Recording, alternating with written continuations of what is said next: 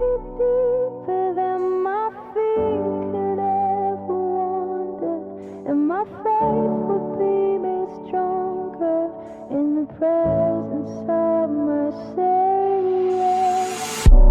Spirit, lead me where my trust is without border. Let me walk upon the water wherever you would call me. Take me deep. Maravilha, hoje nós estamos muito felizes, não só pela oportunidade de louvar a Deus, mas por causa do meu irmão, amigo, parceiro, padrinho, colega, enfim, tudo, né, meu irmão? Tamo junto, Que bom que você menino. está aqui, muito feliz. Hoje nós temos o privilégio de ouvir a palavra a partir desse servo do Senhor, reverendo Renato Rubens Pereira. Não, é Rubens Renato. Desculpa, Isso. Rubens Renato Rubens Pereira. Não é dois Rubens, é só Rubens Renato. Queridos, a primeira vez que eu ouvi o Renato contar uma confissão aqui para vocês, quando chamaram ele lá, eu falei, o rei. Aí falaram, quero chamar o reverendo Rubens. Eu falei, mas não era o Renato que ia pregar? Eu estava uma vez lá em Avaré. Aí, de repente, apareceu o Renato. Daí que eu fui descobrir que o nome dele é Rubens Renato. Mas Isso acontece até hoje. até hoje Não, ainda. não, Né? isso é normal. Mas hoje, com a gente, o reverendo Renato, grande amigo, Amém. companheiro nosso aqui. Seja bem-vindo, fique à vontade em nossa casa. Por enquanto, essa. Lá também, vamos estar juntos, se Deus quiser. Amém. Logo, logo. Deus Amém. abençoe, que Deus te use. Deus abençoe também, Zé. Gente, é uma alegria poder compartilhar a palavra do Senhor hoje com vocês, né, num momento especial da igreja, um momento de transição. Por várias vezes eu já tive a oportunidade de estar pregando aqui em São Manuel, né, na época, já antes ainda, lá com o Reinaldo, depois com o próprio Paulo Júnior, com Isaías eu tive aqui, eu acho que no final do ano passado, ano retrasado, né, você estava de viagem, eu tive a oportunidade de compartilhar a palavra. Então é uma alegria ver o momento que a igreja está vivendo, né, porque é até maluco da gente pensar, né, o momento que a igreja está vivendo em tempos de pandemia, né, um tempo de mudança, de transformação, de renovação, num tempo de pandemia, onde muitas igrejas estão desesperadas, né, pessoas estão desesperadas, fechando templos ou desistindo. A igreja está num grande desafio. Então, louvado seja Deus pela vida dos irmãos, irmãs, todos que estão envolvidos aqui na música, na técnica. Que Deus possa continuar abençoando a todos vocês, né? Quando o reverendo Isaías, duro, né, falar reverendo, a gente ficar tratando de reverendo um outro é complicado, né? Mas quando Isa me chamou, ao meu coração eu lembrei desse texto e pensei em compartilhar nessa noite com vocês. É o texto lá de 1 Reis, capítulo 19. A história talvez seja já um pouco conhecida da maioria, mas eu queria apontar algumas coisas que eu achei muito interessante nesse texto. Quando eu meditava nele, eu tenho as minhas anotações em setembro do ano passado, né? O mês do meu aniversário até. Setembro do ano passado eu meditava um pouco sobre esse texto. E aí algumas coisas vieram no meu coração e eu queria compartilhar com vocês nessa noite, né? 1 Reis, capítulo 19, do versículo 1 ao versículo 4. A palavra de Deus diz o seguinte: Acabe fez saber a Jezabel tudo quanto Elias havia feito e como matara todos os profetas à espada. Então Jezabel mandou um mensageiro a Elias a dizer-lhe: Façam-me deuses como lhes aprouver, se amanhã, a esta hora, não fizer eu a tua vida, como fizeste a cada um deles. Temendo, pois, Elias, levantou-se e, para salvar a sua vida, se foi e chegou a Berseba, que pertence a Judá, e dali deixou o seu moço. Ele mesmo, porém, se foi ao deserto, caminho de um dia, e veio e assentou-se debaixo de um zimbro, e pediu para si a morte e disse: Basta, toma agora, ó Senhor, a minha alma, pois eu não sou melhor do que os meus pais. Vamos orar? Deus amado, nós te louvamos pela tua palavra, nós te agradecemos pelas promessas que nós temos na tua palavra para as nossas vidas. Te agradecemos porque o Senhor faz grandes coisas em nós, ó Pai, e tem feito em meio ao teu povo também, em especial aqui na IPI de São Manuel.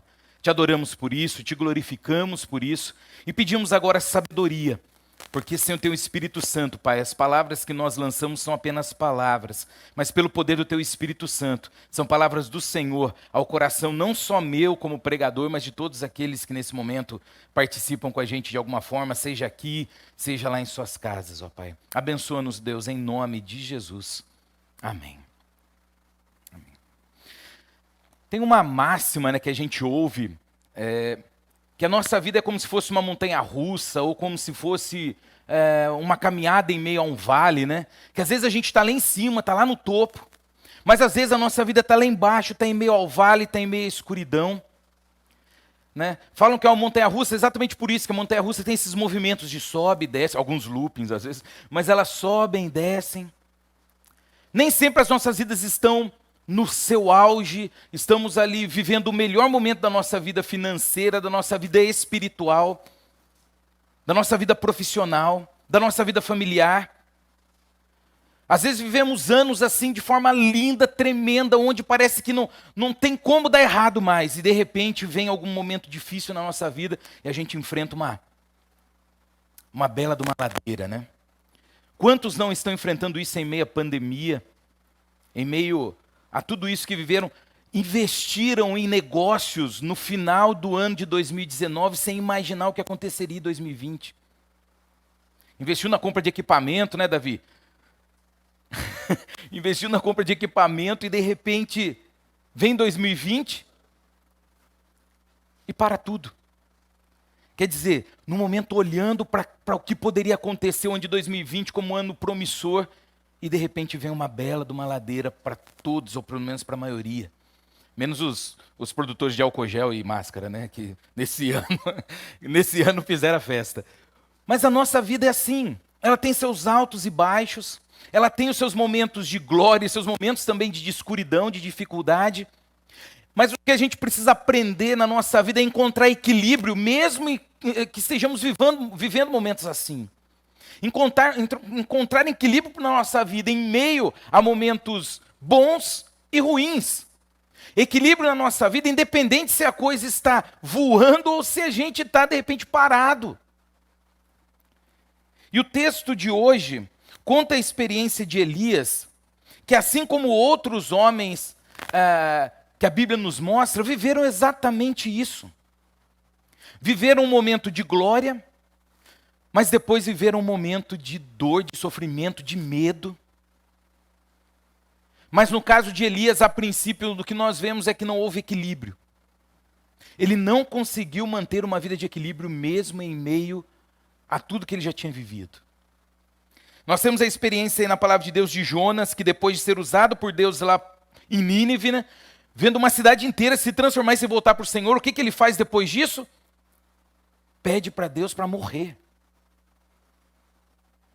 Temos Pedro que depois de pregar em Jerusalém, vendo muitas pessoas se transformarem, ele é preso e pisoteado. E temos também Paulo que vivendo o clímax da sua carreira, na questão do carreira, como a gente pode chamar, do seu apostolado, da sua pregação, as igrejas ali bombando, né, as coisas acontecendo em meio às igrejas, o que acontece com Paulo? Ele é preso. Você não é privilegiado, eu não sou privilegiado de termos momentos bons e ruins na nossa vida. A diferença é como nós lidamos com esses momentos. A diferença é de como nós lidamos quando estamos passando por esses momentos. Porque é muito fácil a gente lidar de forma mais calma quando está tudo bem. O problema é que a gente tem uma dificuldade enorme como ser humano de não... E aí que é a falta de equilíbrio nossa, de lidar quando a gente está passando em meio ao vale. Né? Por agir de Deus, né? A música última agora falou exatamente disso, né? E se eu passar pelo vale, né? Eu acharei consolo em teu amor. A gente canta isso, mas muitas vezes quando a gente se mete em meio ao vale, ou a gente está no meio do vale, a gente não consegue fazer isso. Não consegue olhar para isso. E foi exatamente o que Elias viveu. A experiência que Elias viveu. Ele perdeu o foco, ou perdeu os olhos daquilo que ele havia já vivido com Deus, que Deus sustentou ele em diversas situações. Mas ele se volta para aquele momento apenas que ele estava vivendo. E é isso que muitas vezes acontece com a gente. Eu gostaria muito que desde agora no seu coração você ficasse com a seguinte palavra: Deus nos guarda e sustenta em qualquer extremo da nossa vida. Seja o extremo da abundância, seja o extremo da escassez. seja o extremo da fama, seja o extremo da obscuridade, seja o extremo da aceitação, seja o extremo da rejeição, Deus é presente e nos sustenta em qualquer extremo da nossa vida. E Elias, se nós olharmos para o texto, ele acabava ali, ele tinha acabado de ser usado de forma tremenda por Deus. Foi usado de uma forma muito singular por Deus. Ele sozinho ele havia enfrentado 450 profetas de Baal. Sozinho. Houve o desafio ali, né? Quem nunca em acampamento fez a encenação do bendito fogo descendo, né? A água, jogando gasolina, fingindo que era água, né? Sempre a mesma história de sempre. É uma história muito conhecida, em acampamento sempre tem... Já faz tempo que a gente não faz, é uma boa. Mas é uma história que é sempre lembrada. E Elias tem essa experiência de ver Deus ali acabando com aqueles 400 profetas de Baal.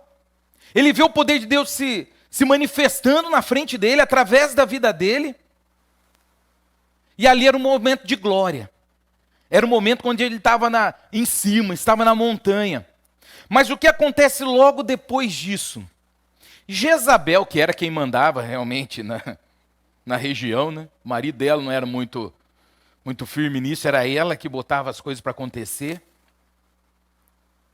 Fala o seguinte: vai acontecer com Elias a mesma coisa que aconteceu com meus profetas aí, com os profetas aqui de Baal. Ele vai morrer. E o que Elias faz?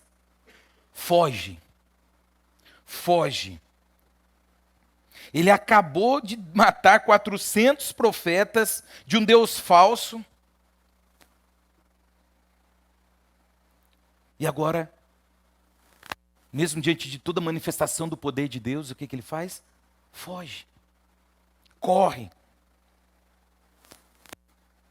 O corajoso se acha agora medroso.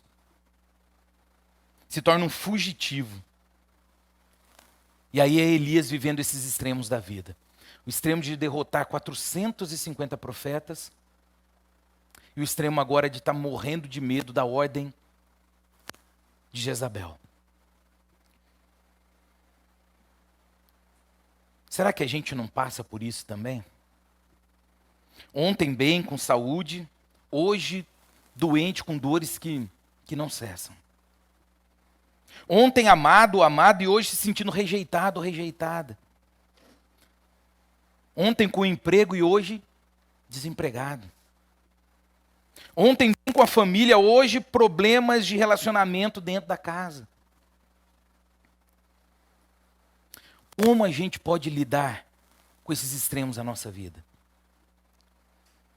E a primeira orientação que a gente vê na palavra do Senhor, no texto aqui do capítulo 19, no versículo 3, é que a gente precisa aprender a ter foco naquilo que é melhor. Elias acabou de sair de uma experiência no topo. Deus era presente na vida dele. Deus se manifesta de forma linda, maravilhosa na vida dele. Agora ele acha talvez que Deus tenha abandonado ele diante dessa segunda circunstância. O que fez Elias sair ali da montanha, daquela situação favorável a qual ele estava? Ele começou a focar nessa circunstância.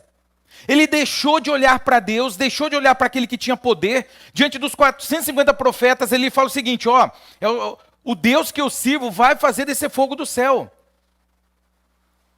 Agora não, agora ele tem medo e foge. Porque ele começou a focar nas circunstâncias. Um dos grandes problemas da gente não ser equilibrado com a nossa vida, na nossa caminhada, é que a gente fica focando nas circunstâncias e deixa de olhar para as manifestações de Deus na nossa vida já no passado. A Rebeca, minha filha, ela fica brava quando eu cito ela, né? Filha, eu odeio quando cita, mas vou ter que citar, é outra igreja, né? Mas ela tem uma dificuldade, às vezes, de dormir, ela tem um pouco de ansiedade, né? Fase da adolescência e tal. Né? E eu falei: filha, quantas vezes na vida você dormiu bem? E quantas você não passou bem dormindo? Ou teve dificuldade demais para dormir? São incontáveis as vezes que você passou bem à noite. Por que você acha que uma noite que você teve mal vai influenciar todas as suas noites futuras. É o problema da gente muitas vezes focar nas circunstâncias. Já viu aquela história de que você pinta... Eu sou assim, eu tenho um problema, estou com reforma lá em casa, e eu não olho para a parte bonita que ficou, eu olho para o defeito. Você vai lá, pinta lá a parede da sua casa, mas você fica olhando só para aquele pontinho que ficou lá. A gente tem uma mania de olhar para as circunstâncias. E isso faz com que a gente perca o foco daquilo que é o maior e melhor para as nossas vidas, que é o próprio Deus. Elias, olha só, Elias havia sido alimentado por corvos, enviados por Deus no tempo que Israel estava seca, estava passando uma dificuldade imensa. Elias havia sido usado por Deus para milagrosamente suprir a necessidade de uma viúva lá de Serepta. E aí, ao invés desse momento dele focar no poder de Deus, o que ele faz? Se desespera. Experimenta o medo. O medo vem exatamente porque nós damos valor mais ao que nós sentimos do que a manifestação do poder de Deus na nossa vida. Quando nós focamos na circunstância, nós perdemos a visão do Deus eterno, maior, poderoso, a qual nós servimos. Quando nós focamos na circunstância, nós alimentamos a expectativa de que nós estamos no controle de tudo. Olha que doido isso.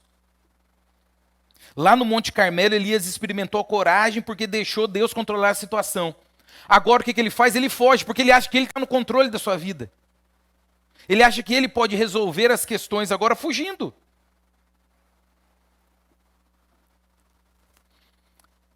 Você hoje se sente no monte ou no vale?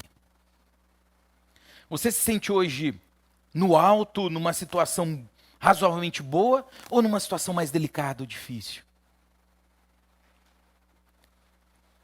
Para de olhar para as circunstâncias, independente do momento que você está vivendo. Mantenha os seus olhos em Deus.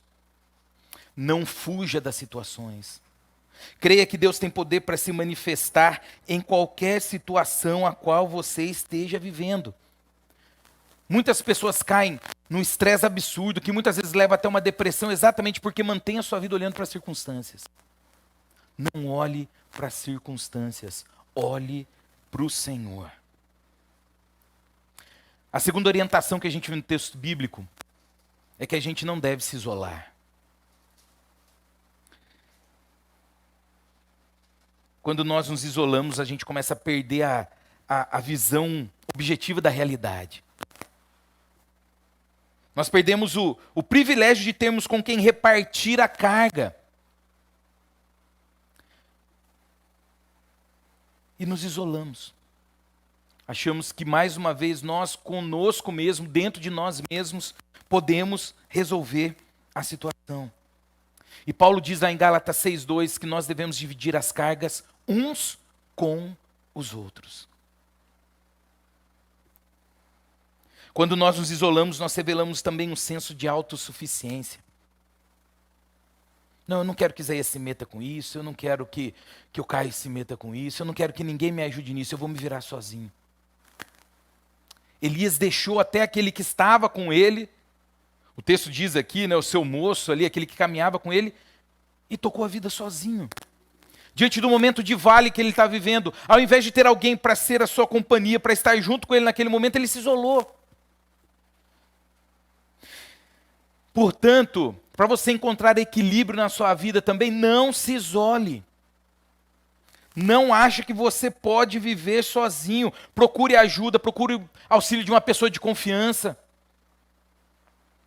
Se for preciso, procure a ajuda de um profissional. As situações que a gente precisa, Deus deu capacidade para tantas pessoas para nos auxiliarem, e a gente muitas vezes acha que a gente pode ficar resolvendo problemas que a gente está vivendo no vale sozinhos. Cristo morreu para que nós fôssemos nós juntos, cuidando dos outros, abençoando a vida dos outros. Então, não se isole. Há uma grande chance de você não conseguir uma vida equilibrada quando você começa a se isolar, principalmente quando você está indo para o vale. Que é quando mais você precisa de alguém para te auxiliar a passar por aquele momento. E a terceira dica que o texto dá: não perca o equilíbrio. Ele, porém, o texto diz no versículo 4, entrou pelo deserto, caminho de um dia, e foi sentar-se debaixo de um zimbro e pediu para si a morte, dizendo: já basta, ó Senhor, toma agora a minha vida, pois eu não sou melhor do que os meus pais. Sabe o que eu vejo aqui em Elias? Eu vejo uma baita de uma autocomiseração.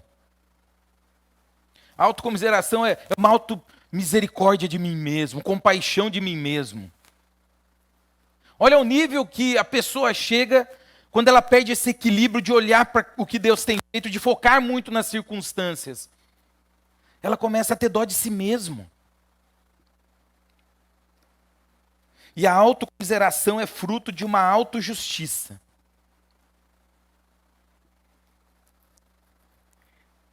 É como se eu fiz tudo certo e agora Deus está me deixando passar pelo vale. Nossa, eu ando tão certinho, mas Deus agora está me deixando viver isso, essa provação. Isso, irmãos e irmãs, é o oposto da graça. A graça não tem nada a ver com merecimento. Quando nós alimentamos a nossa autocomiseração, a nossa autopiedade, nós estamos nos colocando como centro do universo. Porque o mundo tem que ser do meu jeito e não do jeito que Deus quer. Então, se algo está errado, o mundo está conspirando contra mim, principalmente Deus está deixando isso acontecer. E quando a gente fica alimentando isso, nós começamos a nos tornar mais uma vez dependentes de nós mesmos e deixamos de ser dependentes de Deus. A autocomiseração, ela nos cega. Revela nossos olhos para nós mesmos e não para o que Deus pode fazer em nós e por nós. Então eu queria brevemente deixar 3 dicas para vocês quanto a esse equilíbrio que você pode buscar na presença de Deus. O primeiro deles, não deixe de olhar para a graça de Deus sobre a sua vida. Que seria de mim e de você se não fosse a graça de Deus? Que seria de nós se não fosse a graça de Deus? Deus, ele supriu o que Elias precisava, apesar da atitude intempestiva de Elias. Elias pediu a morte naquele tempo e não pediu para ninguém, pediu para Deus. Deus poderia ter matado Elias ali, mas Deus se usa da sua graça, da sua misericórdia sobre Elias. Elias foi tão desobediente que ele andou numa distância muito maior da que ele precisava andar. E mesmo assim Deus o sustentou durante toda essa caminhada e ele ainda continuou pedindo a morte. Então aprecie a graça de Deus. Ela vai te ajudar a encontrar equilíbrio nessas circunstâncias as quais você vive. De uma hora está lá em cima, está no monte, e outra está no vale. Esses dias atrás eu lá em casa comecei a reclamar de dor, né? A gente começa a pegar a idade, já começa as dores, né? Não tem jeito. É dor no joelho, é dor nas costas, reclama do colchão, o problema é o colchão, né? Porque a gente tem dificuldade de aceitar que as coisas vão acontecendo, que o tempo vai chegando, né? E aí eu comecei a olhar e falei para a Gabriela, falei assim, amor, Deus foi tão gracioso com a gente nesses últimos anos, que essa dor agora, se eu for ficar reclamando demais, eu acho que eu estou sendo muito injusto, né? Olha eu trazendo a justiça minha para questionar ou falar sobre Deus, ou querer me usar de algum elemento para falar sobre Deus. Mas é verdade, a gente tem que começar a olhar para tudo aquilo que Deus tem feito por nós. E não olhar só para o vale, para aquele momento difícil que a gente está vivendo naquele momento. E aí você consegue encontrar equilíbrio quando você não tira os olhos da graça de Deus. Quando você se deixa ser tratado por Deus. E o texto fala exatamente isso. Elias entrou naquela caverna, se escondeu. Onde ele passou uma noite, e eis que veio a palavra do Senhor, versículo 9, dizendo, que fazes aqui, Elias? E ao ouvi-la, Elias cobriu o rosto com a capa e saindo pôs-se à entrada da caverna. E eis que veio uma voz que dizia, que fazes aqui, Elias? Elias, depois de tudo, talvez uma reflexão que ele faz em meio àquela caverna, ao ouvir a voz do Senhor. ele se coloca agora para ser tratado por Deus. Porque ele sai.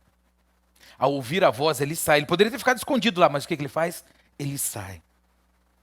Quando nós nos deixamos ser tratados por Deus, Deus nos chama de forma graciosa a sair da situação difícil que a gente está vivendo.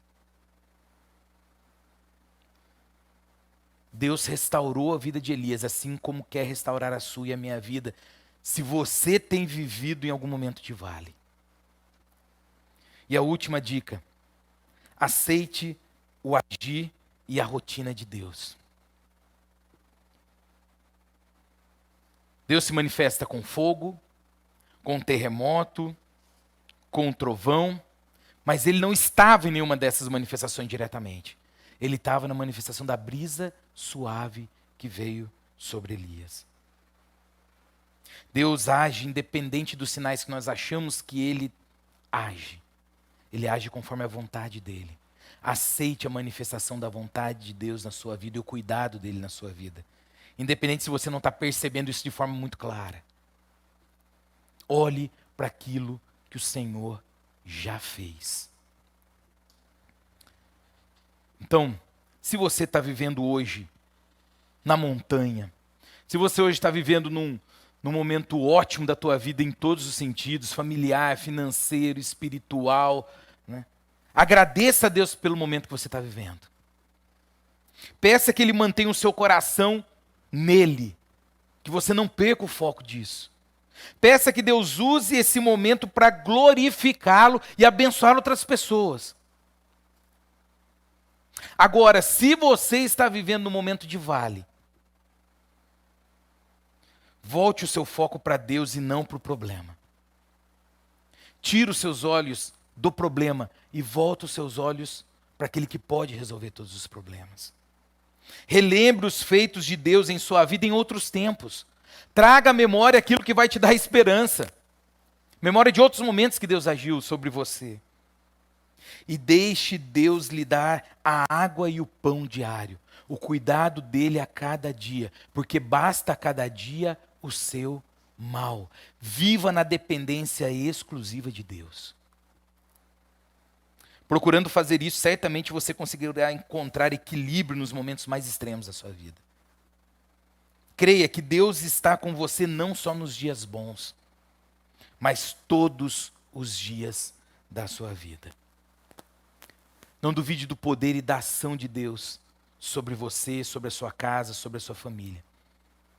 Não há vale que dure para sempre, não há monte que dure para sempre. Mas a presença de Deus, ela é eterna nas nossas vidas. Que Deus possa te abençoar nesse sentido. Que você consiga manter um equilíbrio em meio às situações mais adversas que você possa estar vivendo. Porque uma certeza você pode ter no seu coração: Deus não te deixa. Deus, ele é presente todos os dias da sua, da minha vida, da nossa vida.